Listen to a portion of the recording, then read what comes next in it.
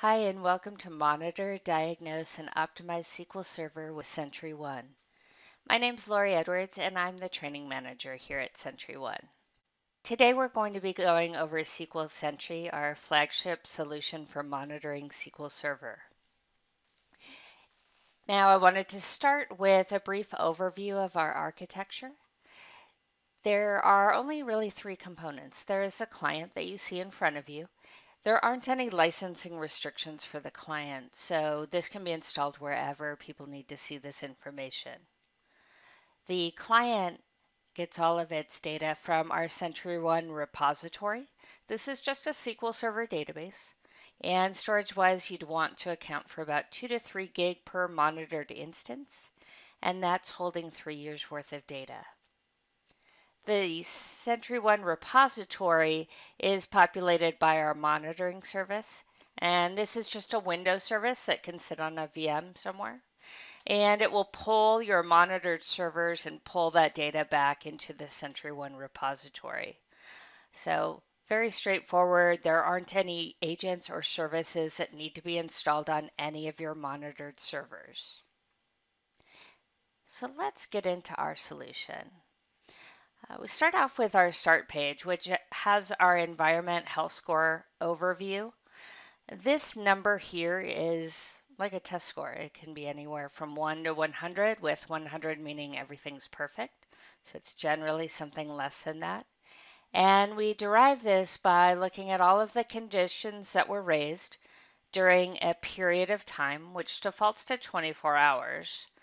And then it also weights those conditions by their severity level and gives us a score. So when you come in the morning, you can kind of see, is this score something that you're used to seeing, or is it higher or lower? It gives you a good idea about what's going on in your environment today. Now, there are a couple of ways that you can use this. I can go see my critical alerts by clicking on this and quickly go see what's happening there. Some of our customers like to go sort of server by server and see what they can do about the conditions that were raised.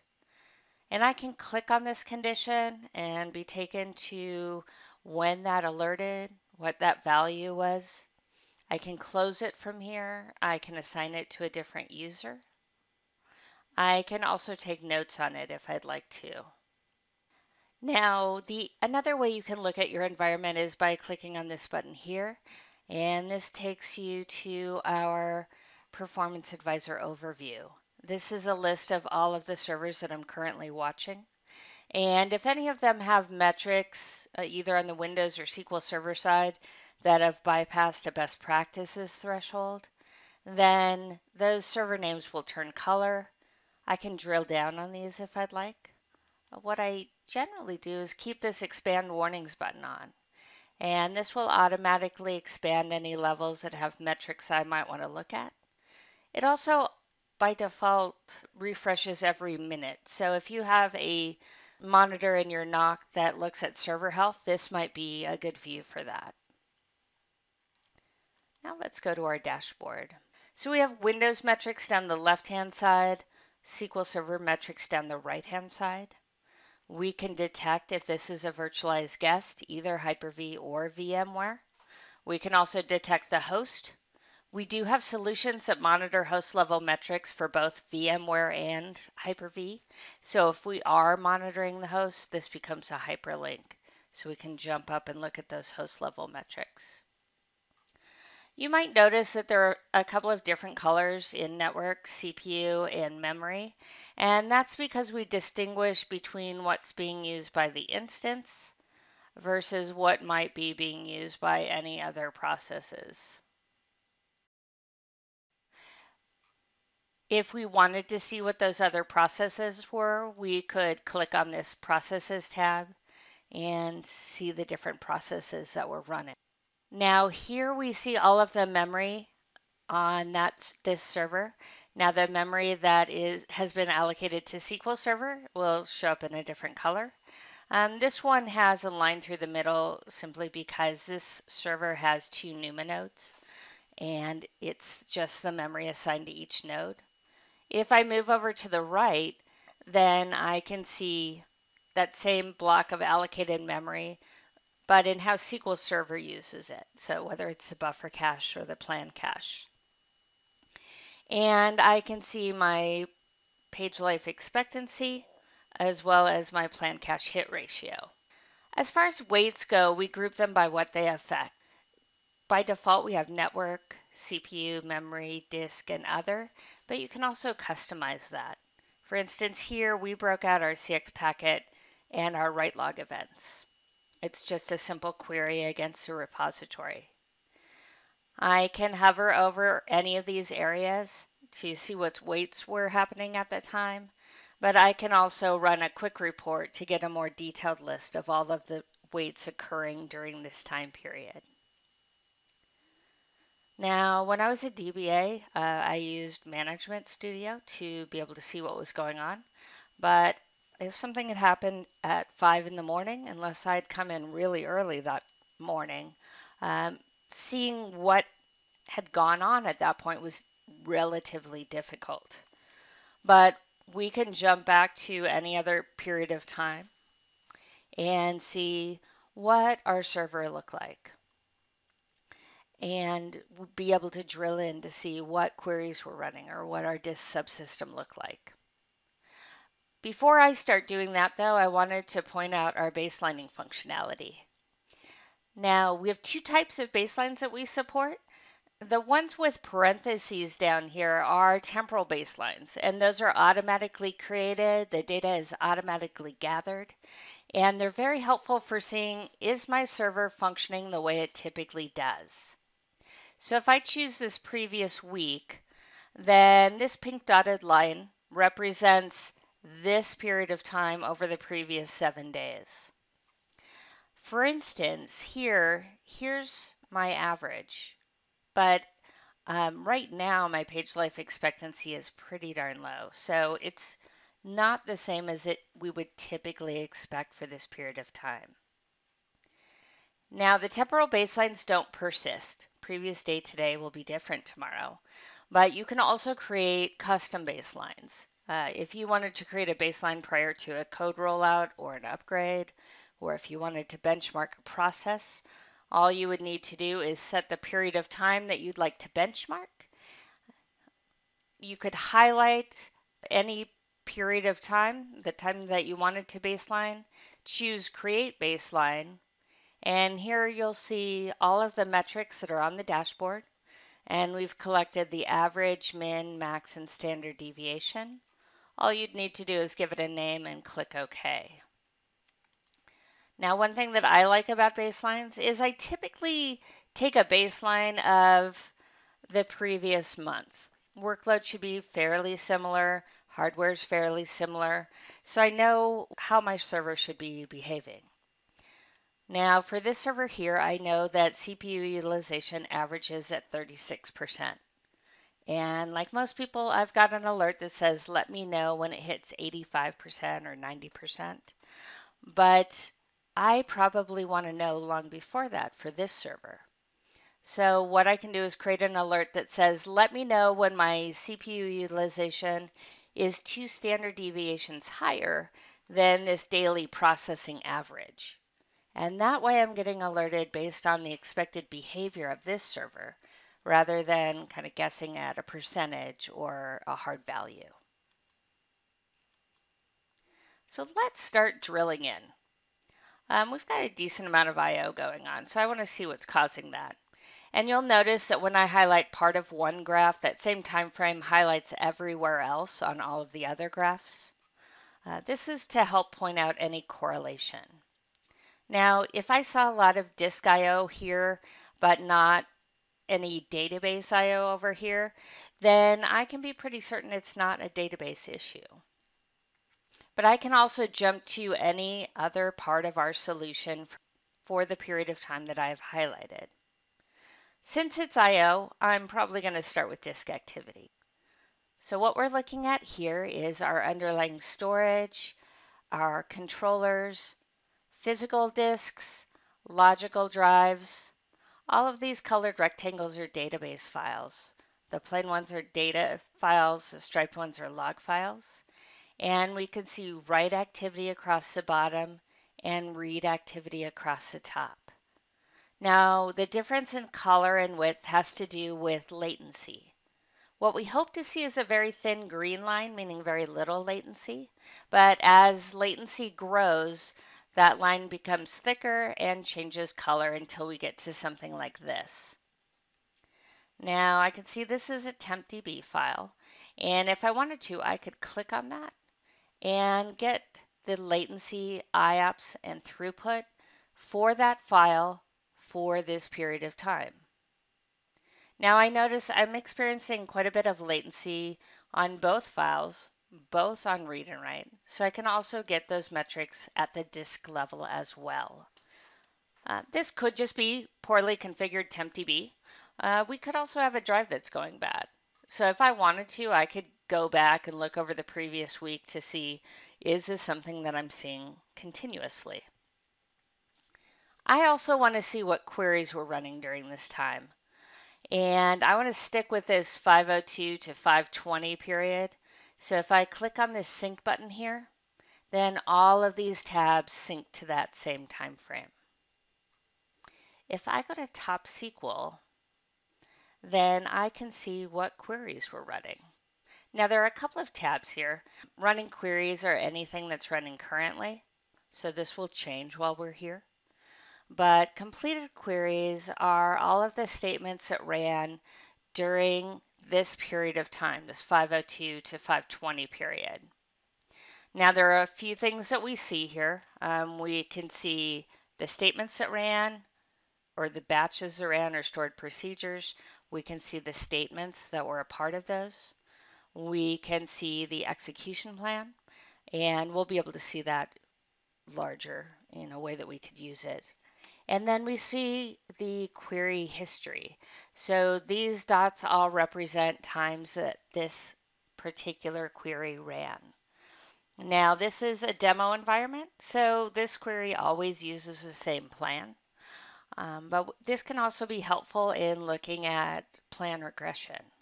So for example, over here, I've got a query that has recompiled. So if I click here, I can see plan number 2 was used.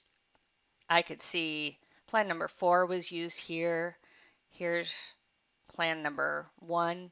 And if we wanted to, we could open these plans to see what the difference was.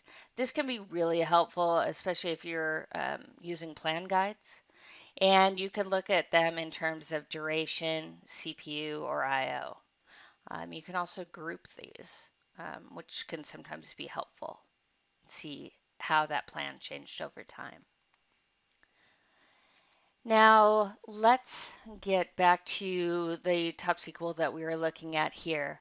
One thing that I find really helpful when I am troubleshooting is to normalize all of the statements. So group together all of the statements that are similar based on text data, application, and database. So even if you have different databases that run the same queries, they will still be broken out by database. And then I can do things like sort by writes to see what took the most write activity. And if I look, this is the statement that caused the most write activity. I could do the same with reads. And if I look here, then I can see we've got a couple of statements that are causing about 20 million reads during that period of time. So I might want to drill into those. One thing I can do is see how this statement has run over time. So if I right click, jump to runtime stats, then I can see how this statement has run over time. Here we are right now, and it's running 85% of average, so not too bad. But this run here took quite a bit longer than it typically does. If I wanted to troubleshoot, I could then jump to the dashboard, say, for that period of time. Another piece of functionality on this screen is we can alert based on long-running queries. The default threshold is 250% of our average runtime, but you can also customize that on an instance level, a database level, even down to a statement level. So let's say this is a mission critical statement for me. I can say, let me know whenever this runs longer than 5 seconds. Or I can change the percentage threshold as well. Now, there are a couple of other tabs here. There are procedure stats and query stats. And what those do are capture those statements that run in a very short time frame, maybe even milliseconds, but that may run so often that they cause resource consumption. So we can capture these as well. So for example, we see this statement here. It ran 48,000 times in the period of a minute. So this might be something that we want to go look at. So we're capturing all of the queries that may cause issues for your environment. Now, if I wanted to go and see if there's something that I could do about any of these statements, see if they're running optimally, I can either click this open button here or open with Plan Explorer. And that takes me to this window here. So here we can see the statements that ran as a part of that stored procedure. Here's the execution plan that we're used to seeing in Management Studio, but there are some differences. We do highlight the most expensive operators. Also, there's a little bit of configuration that you can do here. In Management Studio and us by default, we look at total operator cost. But if we knew that we were, say, IO bound, we might want to look at cost by IO. Similarly, with line width, we default to row count. But if you had tables with very large data types, you might want to look at the amount of data coming across. Now, this is a pretty straightforward execution plan, but we've seen the ones that run off the screen. You can also look at it in this grid format. And you could sort by estimated cost. You could sort by CPU or IO cost. You could also see how often these statements run during the course of the query. And if I wanted to see where this operator was, if I clicked on it and went back to the plan, then we can see that that's highlighted there. Now, there are some additional information that we gather for you. In query columns, we can see all of the clustered index scans, index sequence scans, sort operations, along with the columns that are being used. In the expressions tab, we can see all of the functions that are being called during the course of the query. We can also see any implicit conversions that may be occurring. This is not a parameterized query, but if it were, we would see the compiled versus a runtime value. And in join diagrams, if you make use of views, you won't see the view here, you'll see the underlying tables. Another piece of functionality that's helpful with Plan Explorer is that you can keep a versioned history as you are optimizing these statements. Now, the first thing I notice is that my estimated and actual rows are pretty off. So I might go update statistics, and then I can go and get an estimated or actual plan, and that would show up as version number 2. And I could take notes here to keep track of what I'd done. Now, if you're running 2014 or 2016, you'll see this execution plan playback capability. But another piece that happens when you get a fresh plan is index analysis. Now, what this allows us to do is to do some what-if analysis on the indexes that are being used during this statement. This drop-down will hold any nodes of the execution plan that make use of an index. This is the index that the query optimizer chose for this node. Here we can see the predicate, and if we scroll down just a little bit, We can see the columns in the select statement. This index covers 20% of that predicate and the columns that are in the select statement and consists of one column, this currency key column. These are the other indexes that are on this table. And these columns that are in bold and salmon colored here are the other columns that the query optimizer would like to see to make this a covering index. So here's where the what if analysis comes into play. I can click on here and say, what if I made this the second ordinal? What if I made this the third? And maybe I make these or included columns. Then we're covering 80% of that predicate and the values in the select statement. We also have another index that's very similar. We may be able to use that or change that. Now, as of this time, we still haven't created anything. If I leave this page, nothing gets created. If I wanted to make those changes, I could script those out and run that script. If I notice that my statistics were out of date, like they are here, I could update statistics. The part that I like the most is this graphical histogram. So we can see how evenly distributed the data is across that column. We could run DBC show statistics, but still this graphical image is very helpful, especially if this was a parameterized value. If I fell into this range, I would probably hope to see a scan. But if I fell in this range here, I would hope to see a seek. So it gives you some good ideas about, is this something that might fall prey to parameter sniffing? So anyway, a lot of good information here.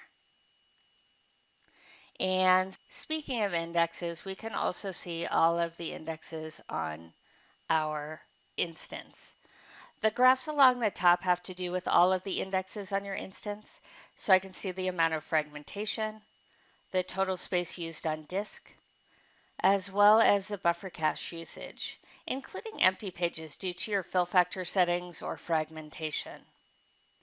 Now, if I select an index, then the graphs along the bottom are specific to that index. So here I can see it's really not fragmenting over time. Here's a combination of the disk space and buffer cache usage for this index. But I can also see whether or not that index is being used by queries. And I can see there are user scans and user seeks, so there are queries using this index. Now, we're querying the index usage stats DMV, and that is just a running total, but we can't tell when the index was used. We actually capture the delta each time we visit the server, so in addition to seeing whether it's been used, we can see are there times where it was being used more or less. Also, that index usage stats DMV gets wiped out whenever you reboot your server, but this usage information remains in our repository, so you can trend that index usage over time. One tab that I skipped a little earlier was our disk space tab. And what this gives us is a similar graph to disk activity. We can see the free space on disk, but there's some additional information that we provide that can be very helpful.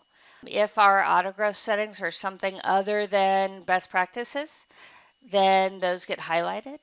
If we're growing by a percent, we also will show what that next autogrowth will be. Because 10% of 10 meg is quite a bit different than 10% of 100 gig. We could also see the last backup times. And if your log backup didn't change the size of your log file the way you thought it would, we would be able to see if there was activity in the log or open transactions. And we could also see if there are high numbers of VLFs on log files. Now, blocking SQL, we can see the head blocker. We can also see the process that was blocked. We could see the different statements that ran, along with the object that was causing the blocking. And in deadlocks, there's quite a bit of good information here. So we can see our deadlock graph. The number represents the order in which the locks were taken. The letters represent the type of lock that was taken. So we can step through and see what happened in which order that resulted in this deadlock. I can see that these are also SQL agent job steps. So for this instance, it's probably just a matter of rescheduling jobs. But we can also see things like the isolation level that these statements ran under. Were there deadlock priorities set? And I can even see the reason that SPID 60 was a victim because it used quite a bit less log than the SPID 65. Now, QuickTrace is our version of Profiler without the overhead. So what we do is a very filtered row set trace, and you can specify how long it runs for, whether or not you're collecting statement events, because there are always times that you need to see what's happening on your server. The other piece I like about this is that you can make this a response to an event. So I could say, whenever there is this blocking, I want to run a quick trace. And then I can go back and see when those were run, click on them, and open up that quick trace file. Now this is half of our solution. Being able to look at a dashboard for a period of time, either present or historically, and drill through to see what queries were running, was there any blocking or deadlocking. The other piece of our solution is our event calendar. And what this does is gives you a way of looking at all of the events that are occurring on your server and look at all of the runs that are happening simultaneously. So this is one of my servers, London SQL 01. And if I wanted to schedule a job here, I would see that this poor server is just getting beaten up because we're running jobs on top of jobs. We use glyphs in the upper left-hand corner to identify the type of event that you're looking at. The blue lines are runtime bars. So if we're looking at historical events like these are, we can see the actual runtime. If we're looking at future scheduled events, it's the average runtime.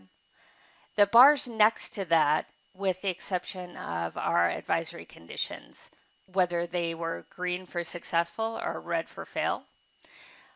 We can also look at information. You can right click on any of these events to see more information about it. And if you look at the bottom, we can actually add notes to this. We can right click and there will be a custom menu based on the event. So I could see when it last ran, I can see the runtime stats for this job. Additionally, since these are meant to work together, our event calendar and our performance analysis, here's a deadlock. And I can look at the deadlock like this. But if I wanted to, I could right click and jump to the deadlock screen where we just were. Now, there are ways to customize the event calendar. For example, I'm looking at everything that failed or lasted for longer than a minute. But you can also save those customized views. So those are called event calendars. So here we can see event calendars, and I've created a number of event calendars that show me specific things that I want to always look at. So for example, I have full backups, and I can just double click on that and see my full backups. Now I can see that over time they have started taking longer, so they're running over each other. I can actually drag these down to reschedule them. And this will write to the SQL Server agent, and those jobs will be rescheduled from this point forward. Now, another piece of functionality that we have in the event calendar that would prevent this is our event chains. And what those do is give you the ability to create a workflow. And that can contain any SQL agent jobs or Windows scheduled tasks that exist on any of the servers that you're currently monitoring. You can continue on completion, success, or failure, and you only need to schedule the first node of the workflow. After that, the SentryOne monitoring service takes over and goes through this the way that you've designed it. And it doesn't matter whether this takes 5 minutes or an hour, these next steps won't start until this completes. So if I had put those backups in a workflow, they would have never started running over each other. So if you have workflows that contain jobs from or tasks from multiple servers, or you have these kind of dependencies, this can be a very helpful way to work around that. So finally, I want to talk a little bit about alerting, which is very important to any DBA. First, I wanted to talk about hierarchy. So you can set alerts at any level down the server hierarchy. If we set it at the all targets, it will fire for any servers that you're watching. So maybe something like the SQL Server service has gone offline. You can also group servers. And so if you have a group of servers that need to be alerted on similarly, you could create it at the group level, and then any servers you put in that group will inherit those alerts. But you can also create alerts at the server level, the instance level, even down to a job level. We have 4 types of alerts. General conditions are the ones that you're used to seeing. So things like failed jobs, long-running queries, blocking and deadlocking. Fail-safe conditions are things like the SQL Server service going offline or a cluster failover. The reason that those are split out is because you can create a maintenance window on your server, and these fail-safe conditions won't fire while that maintenance window is in effect. Audit conditions are things that happen within our software. So let's say that someone edits this event chain. It'll be written to our database, but you also might want to get an email on it. And then we have advisory conditions. And advisory conditions are really a framework that allow you to create conditions that might be very specific to your environment or the applications that you support. Advisory conditions can contain the result of any T-SQL query, WMI query, performance counter value, or any combination of those. And you aren't limited to Windows and SQL Server performance counters. You have access to any performance counters on your servers. So say you're running VMware, you have access to those VMware counters. So this really expands what you're able to alert on. There are about 79 advisory conditions that we send along with our product, but you can also create them at will. So let's talk a little bit about the additional functionality that we have when you're creating conditions. Now, for any of the conditions that you want, let's say that we are having an issue with blocking and we want to get alerted on those. There are a number of actions that are available to you, and these actions are available for all of the conditions. Some of our conditions even have additional actions available. But for those, you can automate responses because you can kick off a job or a PowerShell script, command line or batch process, or run a SQL statement. You can also log the information. We talked about running a quick trace, and that's where you would set that. I'm going to send an email here, but you can also use Page to send SMS messages, and SNMP traps can be helpful in tying to, say, ticketing applications. Now, the action settings window will be different based on the action you chose. I said send an email, so it's asking who it should go to. Condition settings allow you to refine what you're getting alerted on. So let's say I only want to get alerted on blocking if it lasts for longer than a minute. So I could specify that here.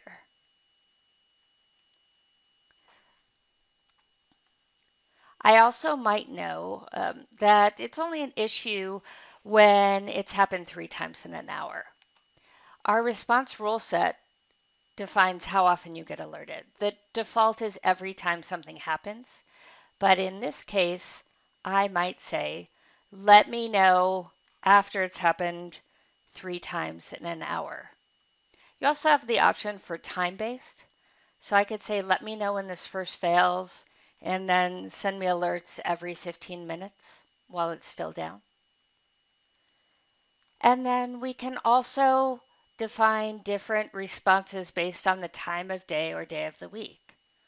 I might know that during my index maintenance window that this blocking always happens, but I'm not going to stop my index maintenance window. So I could say if it happens during that period of time, then don't send out any alerts. So there are a lot of ways to set up your alerts so that if they can be automated, you can do that, but also making sure you're getting the alerts that you want to get in the periods of time that you want to get them.